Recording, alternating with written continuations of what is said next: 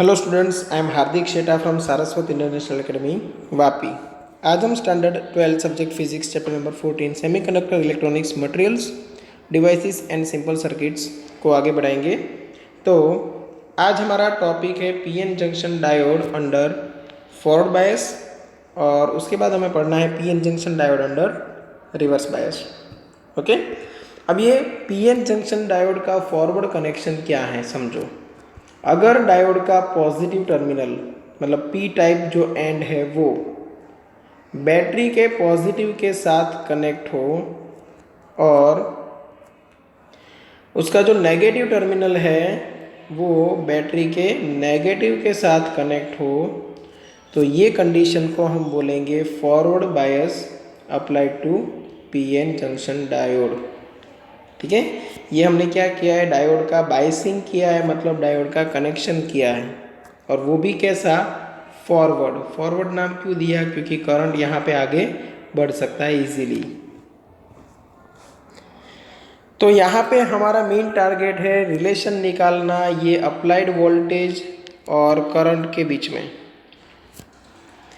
तो voltage drop across PN junction measure करने के लिए हमने यहाँ पे रखा हुआ है पैरेलल में वोल्टमीटर, और फॉरवर्ड कंडीशन में जो करंट फ्लो होता है वो up to few milli ampere में होता है, इसीलिए हमने यहाँ पे करंट मेज़र करने के लिए लगाया है मिली एमीटर और एक स्विच जहाँ से हम ये जो सप्लाई है उसको ऑन ऑफ कर सकते हैं। ठीक है, चलो तो अब यहाँ पे एक चीज़ समझना कि पीएन जंक्शन में एक पोटेंशियल बैरियर डेवलप हो रहा था जो हमने पहले पढ़ा था। ये पोटेंशियल बैरियर की हाइट हम ले रहे थे V0, मतलब हमने ये देखा था कि इलेक्ट्रॉन को अगर जंक्शन क्रॉस करना है तो मिनिमम EV0 जितनी एनर्जी चाहिए। ओके, तो सेम वे यहाँ पे भी ऐसा ही कुछ होगा। देखो ये पी टाइप सेमीकंडक्टर, यहाँ पे एन टाइप सेमीकंडक्टर, और हमने यहाँ पे लगा दी बैटरी। अब होगा क्या, पी टाइप सेमीकंडक्टर में क्या होते हैं, मेजॉरिटी चार्ज कैरियर होल्स होते हैं, और एन टाइप में मेजॉरिटी चार्ज कैरियर इलेक्ट्रॉन्स होते हैं। ठीक है, अब ये इलेक्ट्रॉन को जंप करके जाना है इस साइड, तो मिनिमम एनर्जी चाहिए V0 जितनी। सपोज हम मान लेते हैं कि V0 की वैल्यू है 0.7 वोल्ट, सिलिकॉन डायोड है तो 0.7 रहेगा। आपने अप्लाई किया 0.1। अब ये दोनों वोल्टेज देखो एक दूसरे को अपोज कर रहे हैं। कैसे, बैटरी का वोल्टेज इलेक्ट्रॉन को जंप करने में हेल्प करता है, और ये जो पोटेंशियल बैरियर का वोल्टेज है वो इलेक्ट्रॉन को जंप करने से रोकेगा, मतलब ओपोज कर रहा है यहाँ पे। ठीक है ना, तो अभी 0.1 आपने अप्लाई किया बट इलेक्ट्रॉन ओपोज हो रहे 0.7 से, तो अभी भी ओपोज हो रहे 0.6 से। आप रिजल्टेंट वोल्टेज निकालो तो जो बैरियर 0.7 का था आपने बैटरी का वोल्टेज इंक्रीज किया वो बन गया 0.6 का। अगर मैंने बैटरी वोल्टेज अप्लाई कर दिए 0.3 वोल्ट तो 0.3 वोल्ट का सपोर्ट 0.7 वोल्ट से ओपोज हो रहा है, तो अभी ओपोज करने वाले वोल्टेज रिजल्टेंट बन गए 0.4, मतलब पोटेंशियल बैरियर 0.7 का था वो अभी बचा सिर्फ 0.4 का। तो वैसे ही यहाँ पे जो पोटेंशियल बैरियर है उसकी थिकनेस डिक्रीज होती जाएगी। इसीलिए देखो इनिशियली पोटेंशियल था V0, फिर यहाँ पे पोटेंशियल बन गया V0 minus applied voltage V। तो यहाँ पे पोटेंशियल बैरियर की हाइट रहेगी V0 माइनस V। V0 मतलब इनिशियल बैरियर पोटेंशियल और V मतलब current applied voltage bye battery. Okay, तो ये तो पक्का हो गया कि जैसे जैसे ये अप्लाइड वोल्टेज की वैल्यू आप इंक्रीज कराते जाओगे, पोटेंशियल बैरियर है वो डिक्रीज होता जाएगा, और एक टाइम ऐसा आएगा कि इलेक्ट्रॉन है वो सफिशिएंट एनर्जी गेन कर लेंगे ये जंक्शन को क्रॉस करने के लिए, और ये जंक्शन क्रॉस करना स्टार्ट कर देंगे। बट ऐसा कब होगा? जब यहाँ पे सपोज 0.7 वोल्ट से ओपोज हो रहा था और आपने 0.7 वोल्ट या तो उससे ज़्यादा वोल्टेज दे दिए। समझ में आया? तब ये जंक्शन है वो बिल्कुल बंद हो जाएगा, बिल्कुल पैक एकदम थीन हो जाएगा, और इलेक्ट्रॉन इजीली जंप कर पाएंगे इस तरफ। अब जब इलेक्ट्रॉन जंप करते हैं तब क्या होता है, समझो। इलेक्ट्रॉन जंप करते हैं तो मान लो कि ये इलेक्ट्रॉन इधर से इधर आया, तो वो इलेक्ट्रॉन मैं यहाँ पे आपको दिखा देता हूँ। सपोज यहाँ पे आया, तो ये इलेक्ट्रॉन क्या कहलाएगा? ये है तो माइनॉरिटी। क्यों? वो अपने इलाके में मेजॉरिटी चार्ज कैरियर था, बट ये इलाका दूसरों का है, तो वहाँ पे वो बन जाएगा माइनॉरिटी चार्ज कैरियर। तो ये जंक्शन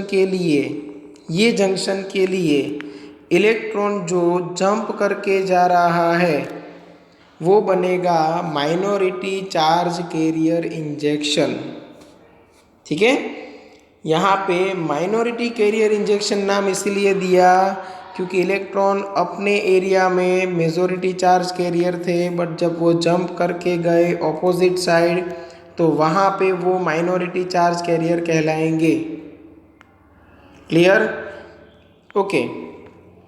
और फिर क्या होगा वो अच्छे से समझो। और फिर क्या होगा?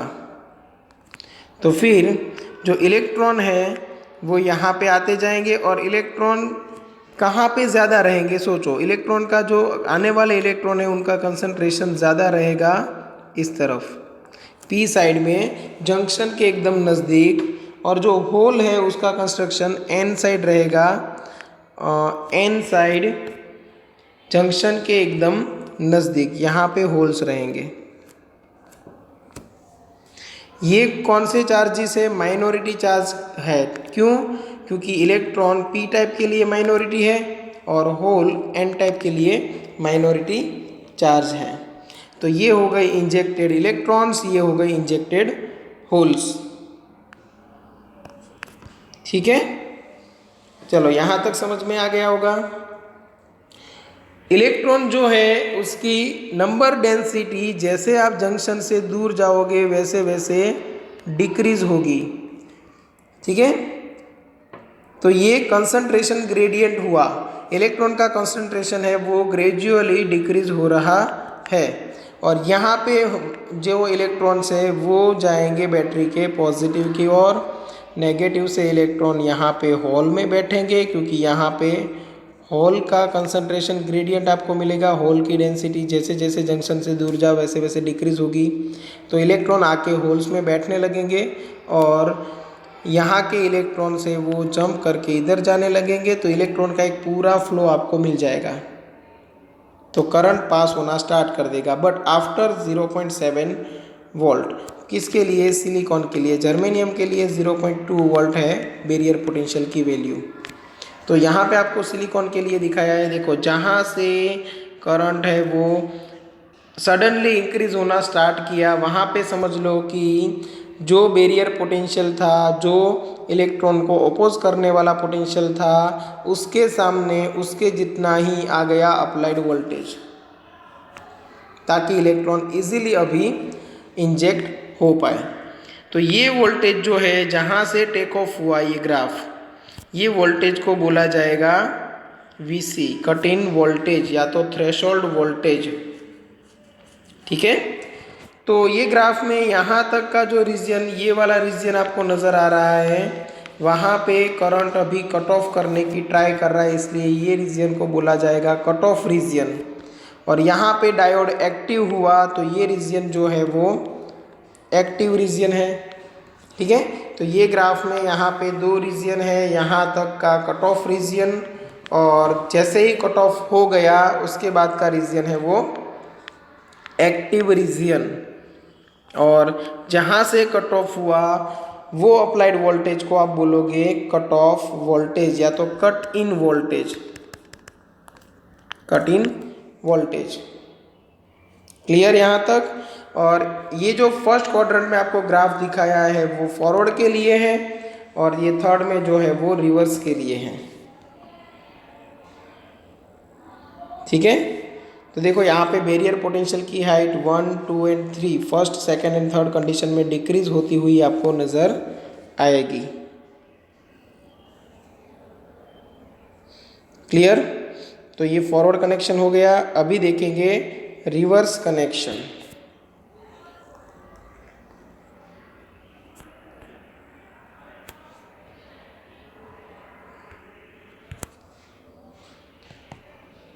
PN junction diode under reverse बायस। अब देखो PN junction diode under reverse बायस। अब रिवर्स बायस के लिए क्या करना है, यहाँ पे पॉजिटिव टर्मिनल है डायोड का, उसको कनेक्ट करना है बैटरी के नेगेटिव के पास, और जो नेगेटिव टर्मिनल है उसको कनेक्ट करना है बैटरी के पॉजिटिव टर्मिनल के साथ। ओके, ये जो डायोड है उसके अक्रॉस में लगाया है वोल्ट मीटर और यहाँ पे है करंट मीटर। बट देखो रिवर्स बायस में डायोड इजीली करंट को अलाउ नहीं करता पास होने के लिए, तो यहाँ पे करंट है वो वेरी स्मॉल अमाउंट का रहेगा, इसलिए हमने यहाँ पे लगाया है माइक्रो एमीटर। ओके, तो ये तो डायोड का सिंबल था। यहाँ पे एक्चुअल डायोड रखा हुआ है, देखो ये P, ये N और यहाँ पे है बैटरी। अब देखो बैटरी हमने रिवर्स कर दी, इसका मतलब क्या कि यहाँ पे जो बैरियर पोटेंशियल था जो इलेक्ट्रॉन को जंप करने से अपोज कर रहा था, ठीक है, तो ये बैटरी भी उसका साथ देने लगेगी। देखो ये इलेक्ट्रॉन को जाना किधर है, P के पास, बट बैटरी का पॉजिटिव टर्मिनल उसको किस तरफ खींच रहा है, अपनी ओर। सेम वे होल को किधर जाना है, N की ओर, बट वो होल को अपनी ओर कौन खींच रहा है, नेगेटिव टर्मिनल। तो दोनों तरफ से ये जंक्शन है वो खींच रहा है, तो आप बोल सकते हो जंक्शन की विड्थ जो है वो इंक्रीज होगी। तो ये एरो जो है वो ऑपोजिट साइड आएगा इस तरफ।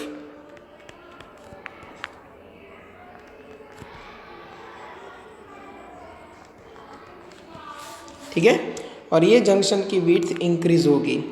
अब जो भी आप पोटेंशियल अप्लाई करते हो, सपोज ये 0.7 से ऑपोज कर रहा था, अब आपने लगा दिया 0.2, तो अभी 0.7 प्लस 0.2 दैट इज 0.9 वोल्ट से इलेक्ट्रॉन ऑपोज हो रहा है।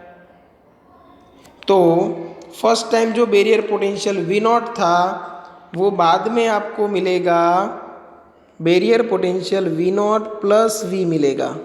इसलिए देखो यहाँ पे सेकेंड कंडीशन में V0 प्लस समथिंग जो भी हमने अप्लाई किया है वो, इसीलिए बैरियर पोटेंशियल की जो हाइट है वो इंक्रीज हो रही है। अब सोचो यहाँ पे जो करंट फ्लो होगा वो किसकी वजह से हो सकता है। अगर स्टार्टिंग में करंट फ्लो होता भी है तो किसकी वजह से होगा, तो आप बोल सकते हो कि N टाइप में जो माइनॉरिटी चार्ज कैरियर से होल्स और P टाइप में जो माइनॉरिटी चार्ज कैरियर से इलेक्ट्रॉन्स, उनके लिए ये फॉरवर्ड कंडीशन है। देखो ये इलेक्ट्रॉन, ये नेगेटिव टर्मिनल यहाँ के इलेक्ट्रॉन्स को रिपल्स करेगा, इलेक्ट्रॉन इधर जा सकेंगे इजीली। क्यों जा सकेंगे, क्योंकि यहाँ पे देखो बैरियर पोटेंशियल भी उनको सपोर्ट करेगा, माइनॉरिटी चार्ज कैरियर को बैरियर पोटेंशियल सपोर्ट करेगा। कैसे, तो बैरियर पोटेंशियल की वजह से ये पॉजिटिव ये नेगेटिव, तो पॉजिटिव से नेगेटिव की ओर इलेक्ट्रिक फील्ड जनरेट होगा और इलेक्ट्रिक फील्ड की ऑपोजिट डायरेक्शन में इलेक्ट्रॉन के ऊपर फोर्स लगेगा, तो यहाँ पे इलेक्ट्रॉन आ सकेंगे ये होल में। तो यहाँ पे करंट फ्लो होगा, बट किसकी वजह से, माइनॉरिटी चार्ज कैरियर्स की वजह से। माइनॉरिटी चार्ज कैरियर की वजह से करंट फ्लो होता है, इसलिए यहाँ से यहाँ तक करंट है वो वेरी वेरी वेरी स्मॉल मिलेगा, और वो भी माइक्रो एमीटर में, मतलब माइक्रो एम्पियर में आपको मिलेगा। ठीक है। बैटरी के वोल्टेज आप ज़्यादा इंक्रीज करो या डिक्रीज करो, स्टार्टिंग में कोई फ़र्क पड़ेगा नहीं। देखो ये करंट की वैल्यू में कोई ज़्यादा बहुत चेंज आता नहीं है। ठीक है। और ये विड्थ जो है वो इंक्रीज होती जाएगी। अब इंक्रीज होते होते होते क्या हो सकता है, देखो इधर नेगेटिव इंक्रीज होने लगे, नेगेटिवली चार्ज्ड आयंस, और इधर पॉजिटिव इंक्रीज होने लगे। इसका मतलब अभी जो बैरियर पोटेंशियल है वो यहाँ तक आ चुका है। आफ्टर सम टाइम आप जैसे वोल्टेज इंक्रीज कराते जाओ, इधर नेगेटिव आयंस बढ़ते गए, इधर पॉजिटिव आयंस बढ़ते गए। अब आप बोलोगे कि बैरियर पोटेंशियल जो है या तो डिप्लेशन लेयर है वो इतना बड़ा बन गया, धीरे धीरे धीरे धीरे करके यहाँ पे सारे नेगेटिव आयंस आ जाएंगे और यहाँ पे सारे पॉजिटिव। अब देखो जंक्शन तो रहा ही नहीं, पूरा मर्ज हो गया। और जब जंक्शन नहीं रहा तो हम बोल सकते हैं कि यहाँ से यहाँ तक में जो हाफ पार्ट इधर का P बन गया जो N था, और जो N था सॉरी P था वो बन गया N। अभी ज़्यादा करंट एक सडनली पास होना स्टार्ट कर देगा। क्यों? क्योंकि अभी ये फॉरवर्ड कंडीशन जैसा हो गया बट रिवर्स डायरेक्शन में। इसीलिए यहाँ पे देखो after a particular magnitude of voltage current है वो सडनली इंक्रीज होता है, और ये वोल्टेज को हम बोलते हैं ब्रेकडाउन वोल्टेज, क्योंकि यहाँ पे जंक्शन है वो ब्रेकडाउन हुआ, जंक्शन रहा ही नहीं। ठीक है। तो ये कैरेक्टरिस्टिक्स है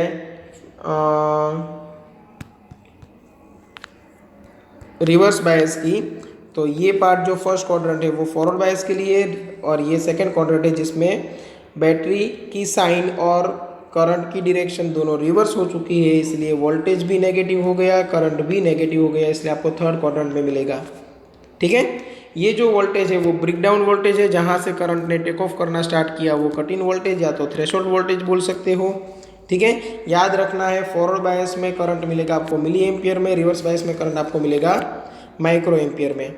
यहाँ पे जो करंट फ्लो हो रहा है वो due to minority charge carrier है, जिसको हम लीकेज करंट भी बोल सकते हैं, क्योंकि ये एक्सपेक्टेड नहीं था। मेजॉरिटी चार्ज कैरियर की वजह से कोई करंट फ्लो नहीं होता, माइनॉरिटी चार्ज कैरियर की वजह से फ्यू माइक्रो एम्पियर्स में करंट फ्लो हो रहा है जो एक्सपेक्टेड नहीं था, इसलिए हम इसको बोल सकते हैं लीकेज करंट। ठीक है। After breakdown current suddenly increase होगा और वोल्टेज में ज़्यादा चेंज आएगा नहीं। एक चीज़ और, जैसे यहाँ पे अचानक करंट बढ़ने लगा, ये कंट्रोल में अगर आपने नहीं रखा तो डायोड है वो हीट की वजह से डैमेज हो सकता है, परमानेंट डैमेज हो सकता है। सेम वे फॉरवर्ड बायस में भी देखो करंट बढ़ने लगता है, अगर उसको कंट्रोल नहीं किया गया तो डायोड है वो परमानेंट डैमेज हो सकता है। ठीक है।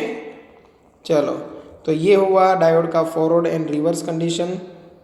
अब नेक्स्ट वीडियो में डायोड का आप एप्लीकेशन देखोगे as a rectifier, application of junction diode as a rectifier, जिसमें दो है, half wave rectifier and full wave rectifier. ठीक है।